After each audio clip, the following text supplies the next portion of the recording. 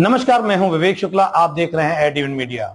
आइए नजर डालते हैं आज की खबरों पर। वार्ता के संबंध में ऐसा बता दें। ये प्रेस वार्ता हम लोगों को संज्ञान में आया था कि बैंकों से लोन लेकर के पब्लिक मनी का मिसयूज किया जा रहा था। जब हम लोगों को इस बारे में जानकारी मिली तो हम लोगों ने इस मामले का रिप्रेजेंटेशंस सभी कॉम्पिटेंट अथॉरिटीज को लिखा।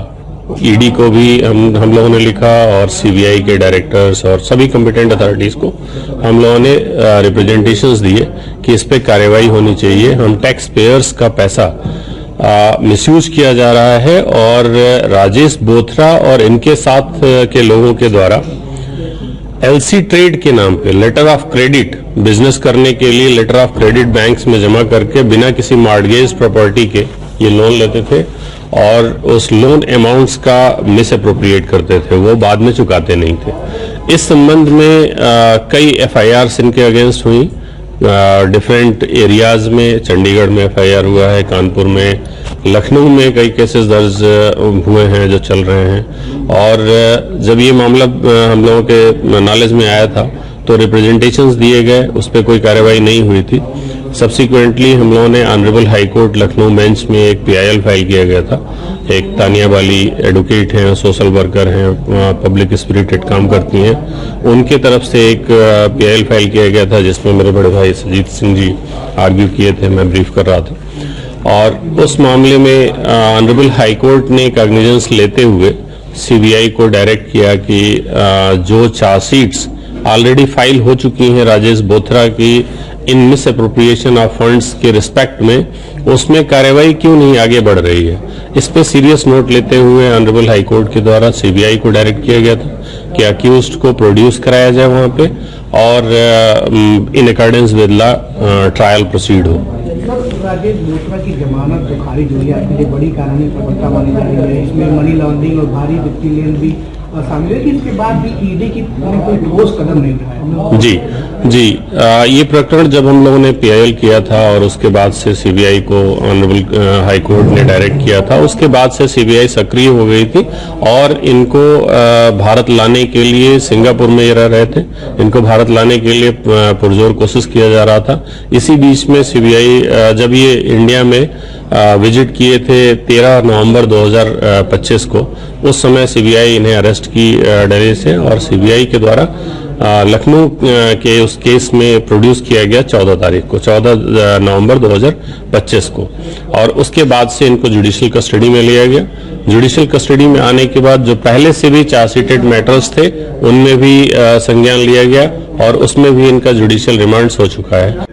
सिंगापुर में भी इन बैंकों के द्वारा जब रिकवरीज के प्रयास किए गए लोन अमाउंट्स का, उस समय सिंगापुर कोर्ट्स में केस चले और राजेश बोथरा के द्वारा ये बताया गया कि जिससे हमें पैसे वापस आने थे, जो सप्लाई जिसको दिखाया था इन्होंने, वो इंसॉल्वेंट हो गई हैं कंपनियां और अपनी उस इंसॉल्वेंसी के आधार पे इन्होंने पैसे वापस करने से मना किया। डॉक्यूमेंट में लिखा है कि पैसा वापस इंडिया भी आया है, कुछ कंपनीज में लगा है, सिंगापुर से दुबई गया, दुबई से इंडिया आया, वो क्या मामला है? राजेश बोथरा और उनके फैमिली मेंबर्स के नाम से कई कंपनियां रजिस्टर हुई, जिसमें आरबी इन्वेस्टमेंट एक कंपनी का नाम आता है। पहले राजेश बोथरा उसमें डायरेक्टर होते हैं, सब्सिक्वेंटली उनकी वाइफ उसमें डायरेक्टर हो जाती हैं, रश्मि बोथरा। और उस कंपनी के द्वारा बहुत सारे स्टार्टअप कंपनीज में इन्वेस्टमेंट्स किए गए हैं। जो हम पब्लिक मनी की बात करते हैं कि पब्लिक मनी का मिसयूज करके ये ग्रैब किया गया और अपने पर्सनल यूज में उसको लिया जा रहा है, ये इन्वेस्टमेंट्स किया जा रहा है। इन पैसों का यूज नेशन के डेवलपमेंट में होना चाहिए और ये लोग इस मिस अप्रोप्रिएशन के माध्यम से उसका मिसयूज कर रहे हैं। ठीक है, खारिज हुई है एडीजे सीबीआई कोर्ट से और अभी ये जेल में ही रहना होगा कुछ दिनों तक इनको। ईडी का इन्वॉल्वमेंट हम लोग इसलिए चाहते हैं क्योंकि ये जो पब्लिक सेक्टर के बैंकों से इन्होंने लोन लेकर के और उसका मिसयूज कर रहे थे, उस प्रोसीड ऑफ क्राइम मनी को रिकवर करने के लिए ईडी को इन्वेस्टिगेट किया जाना आवश्यक है और ईडी के द्वारा ये पैसे तभी वापस लाए जा सकते हैं जिससे कि हमारे देश का ग्रोथ हो। और हम टैक्स पेयर का पैसा है और टैक्स पेयर्स का पैसा मिसयूज करके कोई अपने लिए यूज किया जा रहा है किसी के द्वारा और उस पे कोई ठोस कार्रवाई नहीं हो पा रही है। इसलिए हम लोग चाहते हैं कि ईडी इसमें कार्रवाई करे और ईडी के द्वारा ये पैसे रिकवर करके और नेशन के डेवलपमेंट के लिए यूज किया जाए। ये मामला आप लोगों के सामने कब और कैसे आया?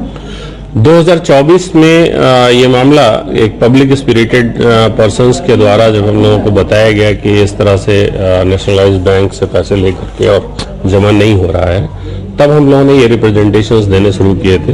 और जब ये लंबी लड़ाई चली, लगभग 1 साल तक हम लोग रिप्रेजेंटेशंस अथॉरिटीज को दिए, PILs फाइल हुआ, PILs में सेवरल ऑर्डर्स हुए, तब जाके ये जुडिशियल कस्टडी में आ पाए। इतनी बड़े लेन देन इसमें हुई है 4000 करोड़ के आसपास का, सीबीआई इन्वॉल्व हुई लेकिन ईडी इन्वॉल्व अभी तक नहीं की गई है।